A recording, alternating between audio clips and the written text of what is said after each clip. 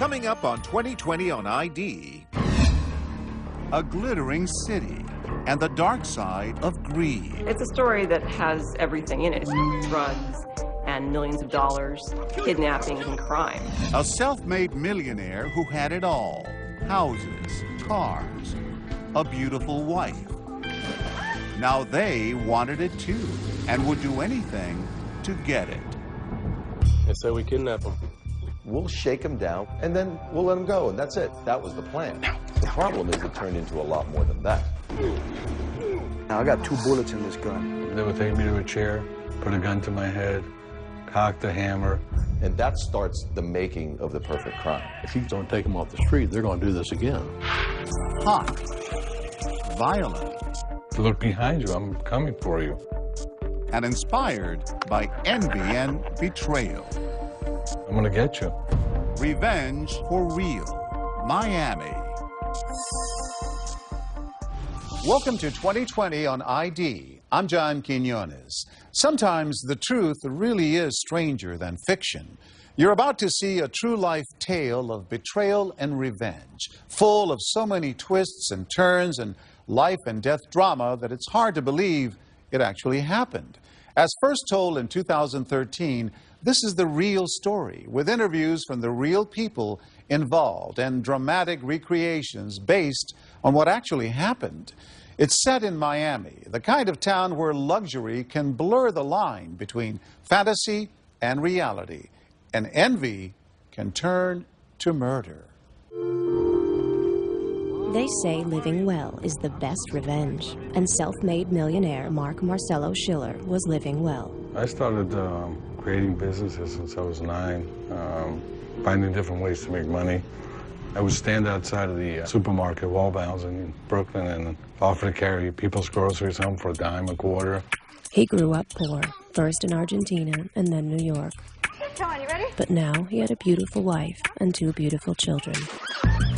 And everything he touched seemed to turn to gold. Come to your daddy. Come over here. I was making a considerable amount of money, but I lived a normal life. Of course, normal is a relative term. In his safe, $14,000 in cash, $100K in his checking account. He owned a number of businesses, a successful accounting firm, My accounting practice, it was a cash cow. a nutritional supplement company. Plus, he had investments, a 34-story condominium tower, a restaurant. Oh yes, in the Cayman Islands, $500,000 in offshore accounts. And he had a friend, George Delgado. Hi, Mark. His assistant introduced them. She comes to me and she says, my husband, Jorge Delgado, he just lost his job. We're living with my parents. Could you give him a job? And I've always been, softy, so I said, okay, bring him in. He started out as a gopher, but after only 4 years, he'd worked his way up to become Mark's right-hand man. It's a good stuff. Yeah? Mark became a very good friend of George, taught him the business, and kind of made him a man that could do something and support himself. George Delgado devoted his life to Schiller. My wife will make him food. He was like part of the family. And Schiller wanted to reward his loyalty. What happened eventually, I said, okay, let's do something else. I said, let's form a mortgage buying and selling business. He'd made partner, and Delgado was grateful, of course. But it wasn't enough. He wanted more. His own deals, his own identity. He wanted to improve himself. One more, let's go. And all that started to come true for him at a place called the Sun Gym. Good job, man. Right on. Well, the Sun Gym was a place where people were pumping iron, they were using steroids to help themselves look better, and they were interested in breaking into the Miami scene.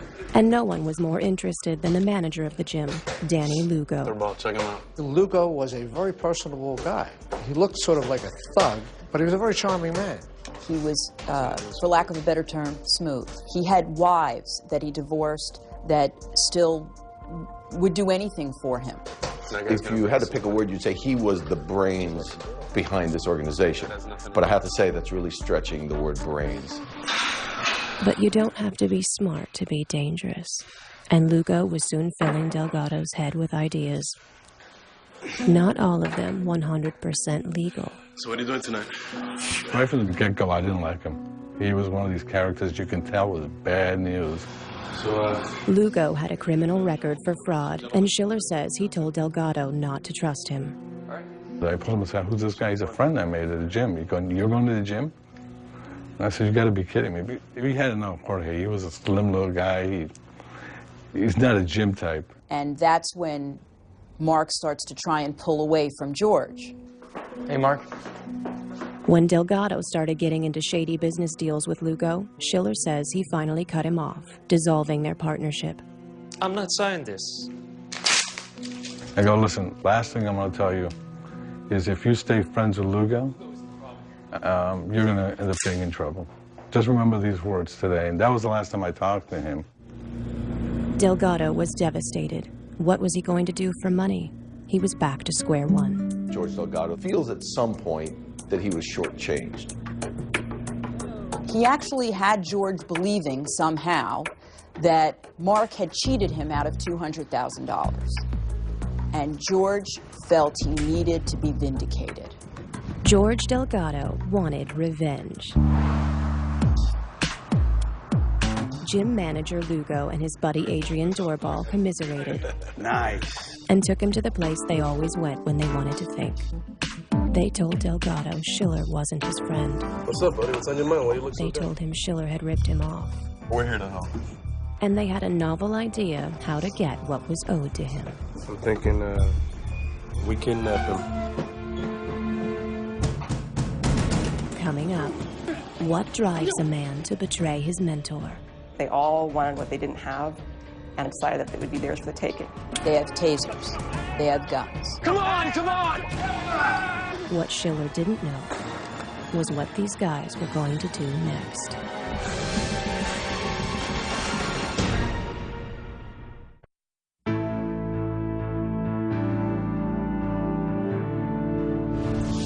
Mark Schiller was living the American dream. He started with nothing and made his fortune through hard work. His protege, George Delgado, wanted that dream too, and he was a young man hungry to rise in the world. But the two men had a falling out, and Delgado now felt he had nothing. That meant Mark Schiller was in a lot of trouble. What drives a man to betray his mentor? Well, he was an ex-mentor now. An ex-mentor who had everything Delgado wanted. I mean, you could always count on me. Whatever problem he had, whatever he had, he needed. Well, Delgado needed a lot. I've never said no to him. I was always there for him as a friend. And that was really all this was about. George Delgado's with his two buddies, and he's complaining. I deserve more. George needed his friend's money. After all, Schiller had cut him off. Wasn't Delgado entitled to a little revenge? So Lugo gets a brilliant idea that we'll shake him down and then we'll let him go, and that's it. Think about it. That was the plan. The problem is it turned into a lot more than that. I don't know what Lugo painted in his head that made him change, but from the time he met Lugo, he became a different person. They say envy burns brightest in the dark. They all wanted what they didn't have, and I think that they saw some money in front of them and decided that it would be theirs for the taking. Come on, man, let's go. Of course, not every plan emerges fully grown. The attempts that they made to kidnap Schiller so they could force him to return the money, if this case wasn't so tragic, would be comical. It looks like he's home. They were so inept. They made attempt after attempt, hiding under blankets in his front yard, dressed as ninjas, to capture him, only to be thwarted by the headlights of an approaching car. Abort, abort. And then they're running through backyards yelling, abort, abort, like this is some kind of CIA mission. Oh, there he is. Duck. There were some things that happened in hindsight that I see now, but at the time, I pay no attention to them. But practice makes perfect. Is he looking over here? And the gang from the Sun Gym was about to get lucky. Okay, all right, let's go. You ready? Don't mess this up. Mark Schiller is on his way home from his restaurant. Now. I usually parked in front. That day, for some reason, I parked in the back. All of a sudden, three guys approached me from behind. I thought they wanted to steal the car. So I was like, if you want the car, take it. They have tasers, they have guns, and they just begin beating and mostly tasing him. Come on, come on! They drag him into a van. Hurry up, get him in the car! I was terrified. I just thought it was a hit. They were just going to take me somewhere, shoot me. Tape him up! They put tape around my eyes. They put me in between the driver's seat and the first bench. Yeah, yeah! The van races away, and one of the kidnappers makes a phone call. The Eagle has landed. And for Mark Schiller, the first hints that this isn't random, it's personal. Shut it! You don't have the right to live the life you do. And one of the guys said, you have no right to live the life you do. And I go, oh, so they know me. They were having a great time. You thought that they won the lottery. Grab that watch, man. They take his presidential Rolex, his jewelry, and then suddenly drive into a warehouse. So they took me out of the van.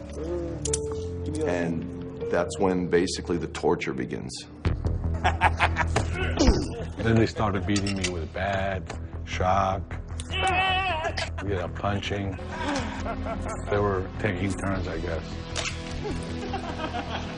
And finally, the motive becomes clear. We want to talk about some of your assets. Give us a list of it. Come on. We want a list of your assets. And I go, what for? I wasn't really panicked because whatever they wanted, they weren't going to get it if I was dead. But if you want to get to someone, threaten the ones they love. Your pretty wife and your two beautiful, beautiful children. They told me, if you don't cooperate and give us what we want, we're going to bring your wife and kids here. We're going to take turns raping your wife. Over and over again. And we're going to chain your kids to the wall. Schiller says in that one instant, everything changed. Okay, I'll do it. All right, start talking. So whatever you want, you can have it. But let's make a deal. You let my wife and kids go out of the country, and you can have whatever you want. That's the deal, because that was their leverage. And once they lost their leverage, that was it. At least I thought so anyway. But the kidnappers had a different kind of leverage in mind. It's ringing. They made me call my wife. Hello. And I said, hey, she said, where are you? Oh, I'm fine. I had to go on a business trip. Because they would tell me what I had to say. And the next day I said, I want you to do me a favor. Just take a change of clothes and leave the country. Tonight? Are you kidding? Leave everything else there just what it is. Right now, you gotta leave right. Good job, boy. Good job. His wife is Colombian. And, in South America, back then, a lot of times if you were kidnapped, there was a pretty good chance the police were involved. And so with that in mind, when he called his wife and told her, you need to go to your mother's in Colombia and don't call anybody, especially the police, she didn't. In those first days, Mark had been racking his brain trying to figure out who these guys could be. And then, with one remark, the kidnappers give it away. We know your assets. And finally they said, since you're not giving us a list of assets, we're going to give you a list of your assets. Bingo. There was only one person. How about the $10,000 you got locked up? The $500,000 in overseas account. Condos in South Beach. They had the list of assets better than I did. So I knew automatically Delgado. He knew George Delgado was involved, and he had recognized Danny Lugo's voice from prior meetings. So he'd put the pieces together. What Schiller didn't know was what these guys were going to do next. Sign right there. And that starts the making of the perfect crime. Thank you, buddy. Because they then have him to themselves. And if he dies, his wife's in Colombia, nobody really knows what happened. She doesn't trust the police. These idiots could actually get away with it. Coming up, days turned into weeks. He's signing away his house, They took his cars. condos, They started transferring his bank account money. everything that that man owned. So at this point, they have to kill him.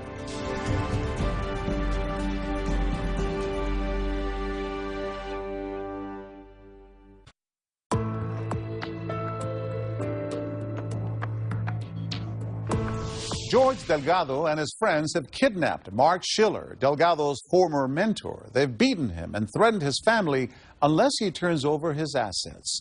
Following their instructions, Schiller has talked his wife into leaving the country with their children.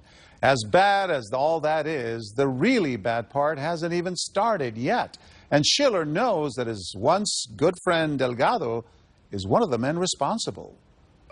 What was it like for Delgado, standing in the shadows while his associates torture his friend? How he must have suffered. But there were compensations. It's huge, man.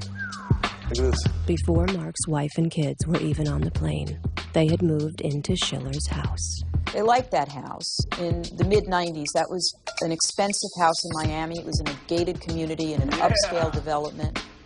The servant had become the master, and life was good. They told the neighbors that they were in the CIA. And the neighbors bought it. Back at the warehouse, they started forcing Mark to sign over his assets to them. Each of them had a role. Lugo was the leader and investment guru. With the first money they took from Schiller, he invested in IBM. Doorbal was the muscle. Delgado provided the inside information. Well, they started transferring, consolidating all my accounts. I had money in, my brokerage accounts, my IRAs. My DJ and Associates, which was my accounting company. The procedure was always the same. They would take me to a chair, put a gun to my head, cock the hammer, and make me talk to the banker and tell them.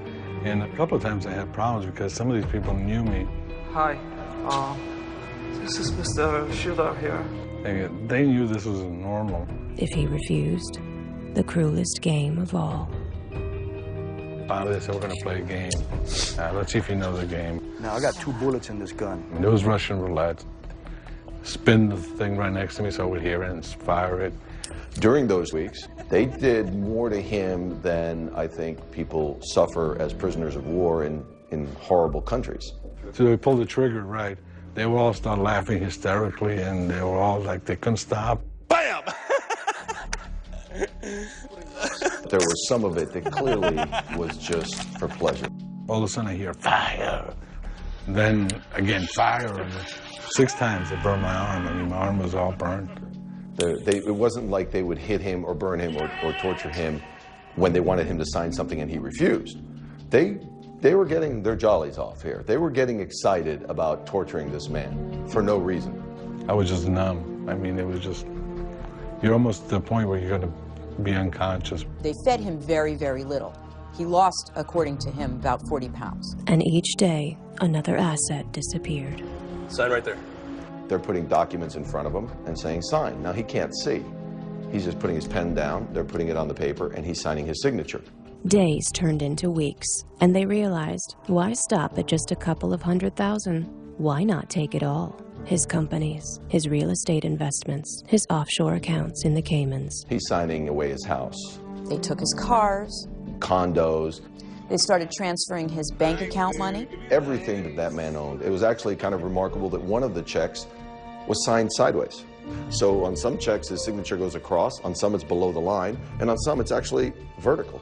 They even started selling the furniture and paintings in the house. They took everything in the house. They took the jacuzzi, the light switch cover plates. They took all my pictures, all my videos that I had of the kids. They became me. They were living in my house, sleeping in my bed, using my credit cards, driving my car. But the horrible part was that as each asset disappeared, Schiller knew he was one step closer to death. Yeah, if you lied to us, we're going to kill you. I'm saying to myself, well, they're going to kill me anyway, so what's the difference? 3 weeks have gone by, and Lugo, Doorbal, and Delgado are starting to realize they won't need Schiller much longer, and his presence in the world is starting to be inconvenient. There's just one last asset. They bring me over to the table, and they go, you're signing your death sentence. I knew it was my life insurance policy. I had $2 million. They force him to sign it over to one of Lugo's loyal ex-wives. Now there's nothing left for Mark to sign away. So at this point, they have to kill him. They devised this plan. They've had him calling his lawyer. They've had him calling and making excuses that he has a girlfriend and he's going through a midlife crisis, and just they're kind of setting up his disappearance. On day 30, they let him speak to his family one last time. Hello, honey. It's me. They let me call my wife, and that was the hardest phone call for me. And she puts his 5-year-old son on the phone. And I knew I was talking to him for the last time. And that I really felt, because at that point my son was 5 years old. But at that point, I knew I wasn't going anywhere. You know, next place was, 6 feet under. It wasn't going to be back home, so. We got this. Lugo, Delgado, and Doorball know just how to dispose of Mark Schiller. They actually have a pretty good plan. Their plan is they bring his SUV to the warehouse, they're going to put him in it, they're going to crash the vehicle with him inside and make it look like a drunk driver. They gave me some concoction to drink.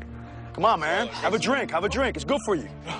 After maybe 30, 40 seconds, maybe a minute, I was out. And with him inside, they crash it into a pole. They get out, they spread gasoline inside the car. They lit the car on fire.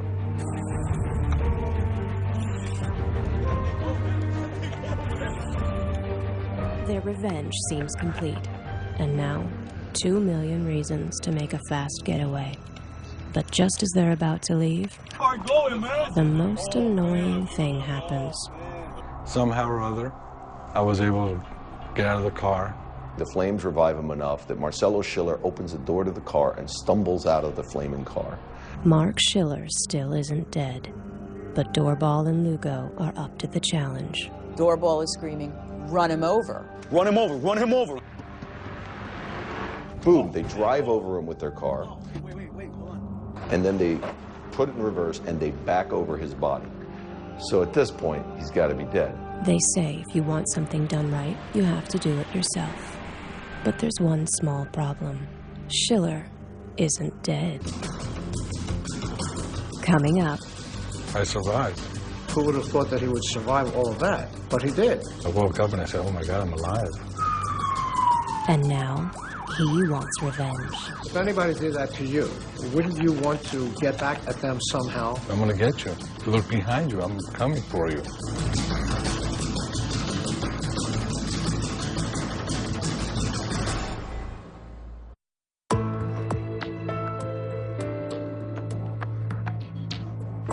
Mark Schiller wasn't supposed to be alive. A gang of 3 men, including his one-time protege and friend, George Delgado, have kidnapped and tortured him and then made him sign away all his assets.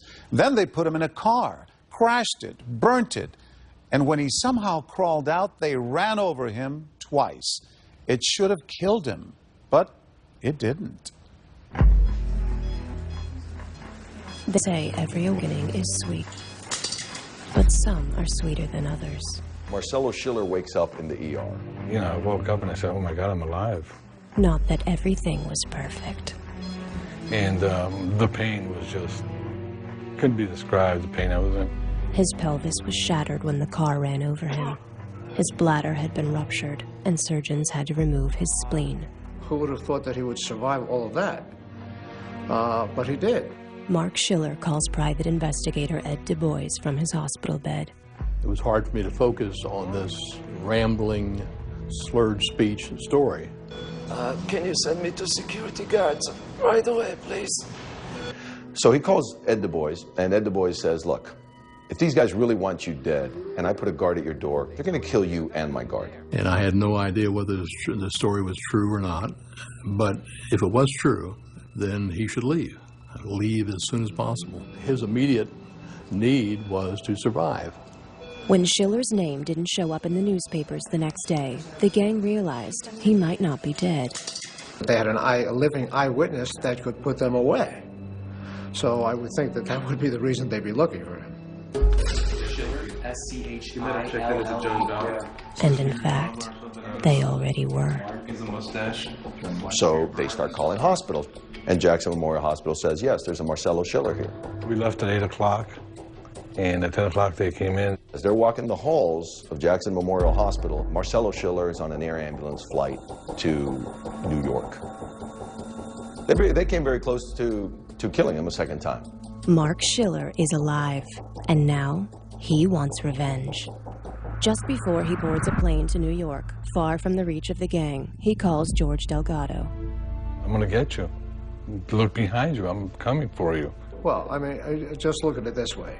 If anybody did that to you, wouldn't you want to get back at them somehow? But surprisingly, Schiller doesn't go to the cops right away. I've always been criticized. Why didn't you go to the police sooner? He has his reasons, which would become clear soon enough. Meanwhile, he hires his own private investigator to look for evidence. The feds always say, follow the money. Okay, so that's what they did. Du Bois notices that many of the assets signed over by Schiller were actually notarized by none other than the owner of Sun Gym, John Meese.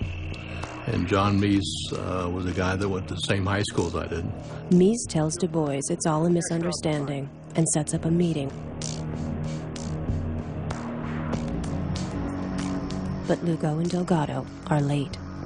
Being the good investigator he is, he starts going through the trash. Each one of the pieces of trash we pulled out was more dramatically involved in the case than the other. And there was photocopies of bank statements, photocopies of checks from the Sun Gym to all the bad guys, and copies of checks from Schiller's account. It was obvious to me that somebody had been in there probably the night before, or the day before, going through all the evidence and throwing it away. It was really amazing. When Delgado finally arrives, he says it's all a misunderstanding. And George Delgado starts just trying to spin something, but Ed isn't going to have any of it. I said, you almost had the perfect crime here, but Mark Schiller's alive, and we're going to put your ass in jail. And he held up both of his hands. He says, there's no need for that. I said, oh, yeah, really? Why? He said, we're going to give you all the assets back. And he said, we need a contract. We need a contract signed by you and Mark Schiller that you're going to accept the $1,260,000 check from us with the agreement that you will never go to the police department and tell anybody. So I'm thinking real quickly, number one, this is an unenforceable contract. You can't ever do this. And number two, how are they going to get any lawyer to draw this up? Schiller's representatives, Du Bois, his lawyer, they go, sure, we'll enter into this agreement. The plan being, we'll get all of our clients' money back. Because if we go to the police now and have you arrested, you're going to use all that money to hire the best defense lawyers you can find. We'll never get the money back. Ed Du Bois and Mark Schiller negotiate with the bad guys for 4 months. But when it becomes clear the bad guys are just stalling, Schiller and Du Bois finally go to see Miami-Dade police detective Iris Deacon. He came on April 21st of 1995. He came with a story of kidnapping, tortured, and attempted murder. They tell her the whole tale, and she is skeptical. 4 months later, I have to question your credibility at that time. A true victim would come to the police immediately. So they're listening to a story and they just don't buy it. There were a lot of things that were suspicious, only because of the fact that he didn't come to us first. She wondered, was he hiding something? And now I know. Now I'm like really upset. These guys aren't going to believe him. But even though she isn't entirely buying it, Iris Deacon does begin looking into his story. The first day I met Mark Schiller, after the interview, I went down to his residence on Ocala Cove. I talked to one neighbor, and the neighbor told me, yes, that he knew Schiller, but had not seen him since November, and that since then, somebody else has taken over the house. I told myself, oh boy, this is good. Maybe there was something to this after all, so she began examining the paper trail.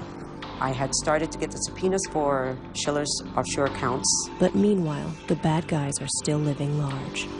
They wanted everybody to believe they were high rollers. They were very good-looking men, and women liked them. There are toys to buy, girlfriends to impress. Party's inside. But they're already beginning to run low on funds. After all, they had that lifestyle to maintain. Now how could they possibly make more money? Du Bois warns the cops that these guys are going to do it again. I told him, I said, Iris, this is the meanest group of criminals that I have ever investigated. If you guys don't take them off the street, they're going to do this again. And she commented, I think you've been watching too much TV. Deacon remembers it differently. She asks Schiller to take a polygraph to confirm he's telling the truth. If I had access to Mark Schiller, those subjects would have been arrested. But Mark Schiller, believing the police aren't taking him seriously, skips the polygraph. I think the people that dropped the ball are Mark Schiller and Ed Du Bois. The Miami-Dade Police Department worked that investigation. What they didn't have was a willing victim. If he'd have wanted revenge, he should have come to us at first. In fact, Schiller leaves the country to rejoin his wife and kids, now living in Colombia. He's out of here. The police aren't taking him seriously, and he goes back to South America, which is a shame, because had they listened to him, the next victims might still be alive.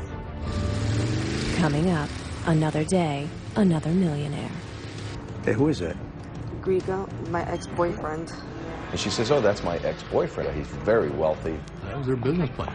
You know, find wealthy men, you know, have somebody finger them, and then go out and get them.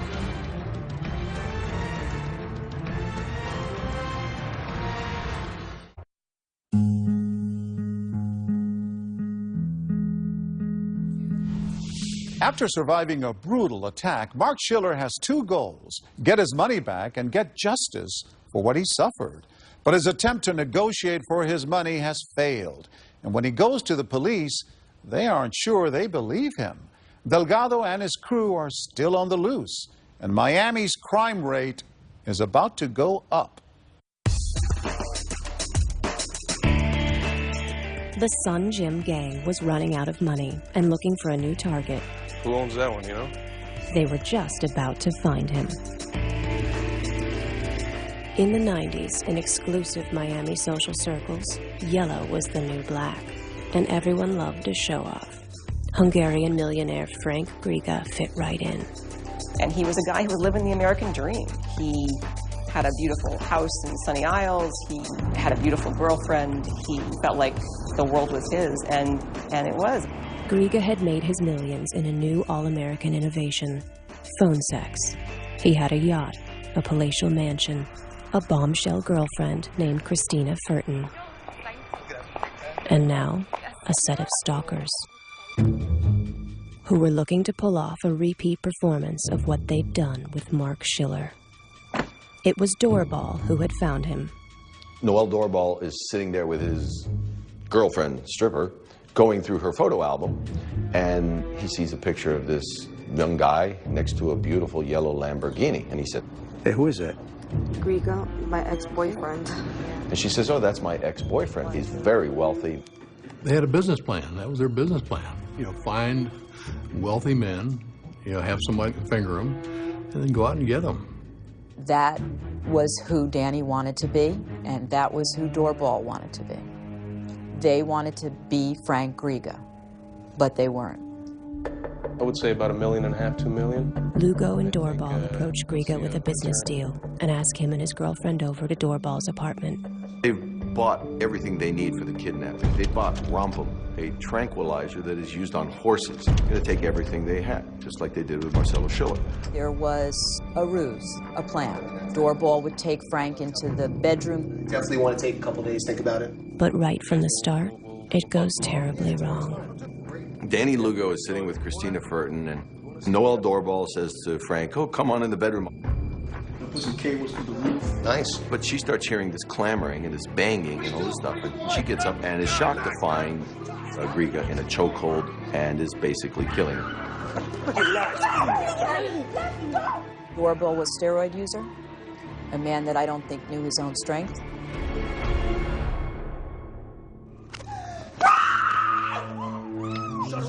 She screams and immediately injected with Rompum, and the plan is already going south.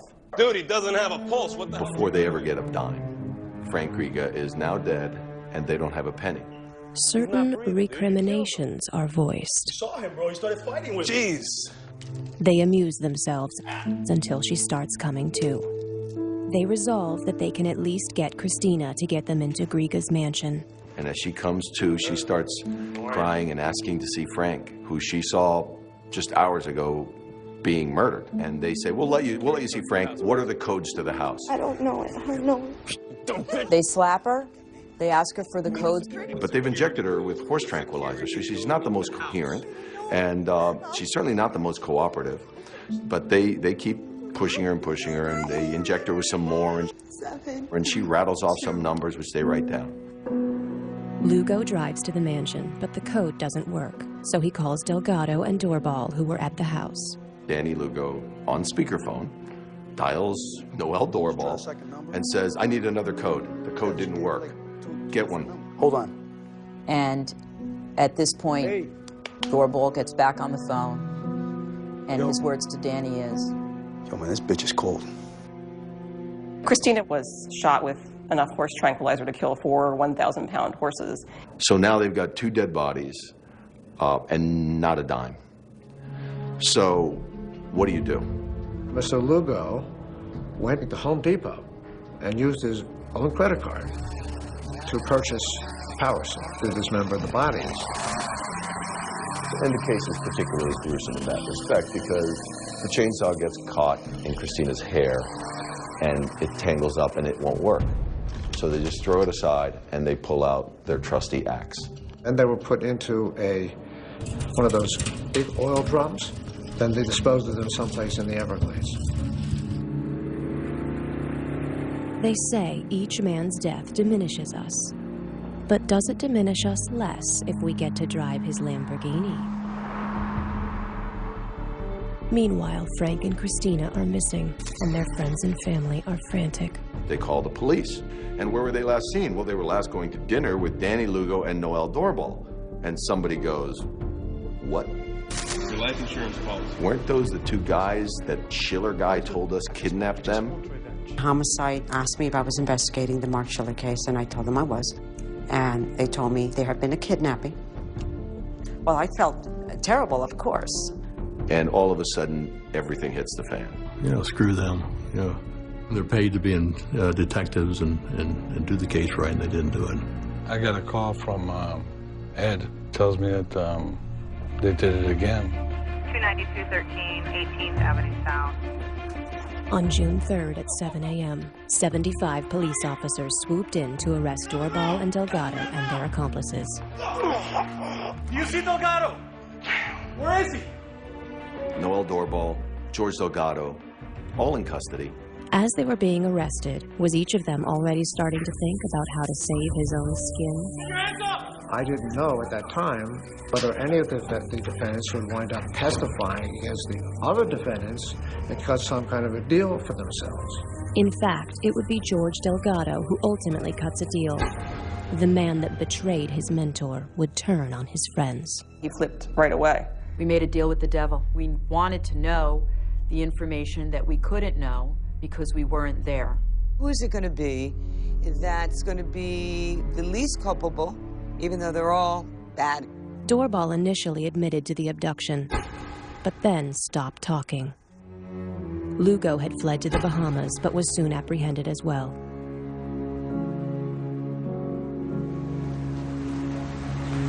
The trial began on February 24th, 1998. It took 6 months. There were 1,200 items of evidence. And 2 juries to bring closure for the families of Griega and Furton. The assistant state attorney was Gail Levine. This was a life-changing case for me. This case was the reason why I'm a career prosecutor. They slapped me, they hit me, For star witness Mark Schiller, seeing the men who had tortured him in handcuffs was a moment to savor. So, sort of a kind of a power trip thing. I was the one with the power, and just they had lost all their power, so. And for investigator Ed Du Bois, I loved it. You know, I looked every one of them right smack in the eye, and I just loved testifying against those bastards. The evidence brought forth by Gail Levine was unassailable. The verdicts came in. Daniel Lugo is guilty of first-degree murder. It took only 14 minutes for the jury to decide to sentence Lugo to death, 18 minutes for Doorball. It was a sobering moment. I remember exactly where I was, how I felt, how it sounded. For Mark Schiller, after 4 years, finally vindication, payback, revenge. He has returned from South America numerous times to help the prosecution. Now he comes back to help one more time. Marcelo Schiller did not have to come back for the penalty phase. He wasn't needed, but he did. Yeah, I came back. He reads an impact statement that everyone agrees is incredibly powerful. He gets off the stand, and then... Schiller came all the way back from Colombia at the behest of the assistant state attorney on the case, Gail Levine, not knowing what was about to happen to him. And as he walks out of my courtroom door, the FBI grabs him. The FBI has just 3 words to say to him. That you're under arrest. Revenge is a tricky thing. Want it too badly, and it can come back to bite you. Marcelo Schiller had helped put away his tormentors, but in doing so, helped the feds build a case against himself. He comes back and takes a stand, and as he walks out of my courtroom door, the FBI grabs him and charges him with Medicare fraud. Like so many other Miami stories, things turned out to be not quite what they seemed. Remember his nutritional company? The feds say he used it to bill $14.6 million in fraudulent Medicare charges. The FBI was waiting for him, and nobody can tell me that Gail Levine didn't know about that, okay? I think Gail Levine was in a difficult position. If the feds are investigating, they're investigating. I was very focused on what I needed to do. Whatever the federal government was doing was really not my concern. There are times when the federal government has its investigation and we have ours. And sometimes we coordinate those and sometimes we do not. We intentionally and respectfully keep them separate. In the end, Schiller pled guilty to a single count of Medicare fraud. At the last minute, he received help from an unexpected source. I was asked by his lawyer if I would go testify in federal court on Marcelo Schiller's behalf, which is unheard of. You know, judges just don't do that. But there just was something different about this case. That man was tortured worse than a prisoner of war. It was horrific. Bam! It's just something in me told me that it should be taken into consideration in the sentencing for the Medicare fraud. And what of George Delgado? In a story full of revenge, perhaps he got the final payback by fingering Mark Schiller to the FBI. He served 9 years but is now free. His new wife told us he's a changed man who wants to put these events behind him. When you look at it all, Danny Lugo was bad, you know, but George Delgado, in my mind, was worse. This is not your typical case. Then this is not your typical story with a happy ending. They almost got away with it. If Marcelo Schiller had died, they might very well have gotten away with that crime. I think everything happens for a reason. Maybe I'm still learning what the reason was.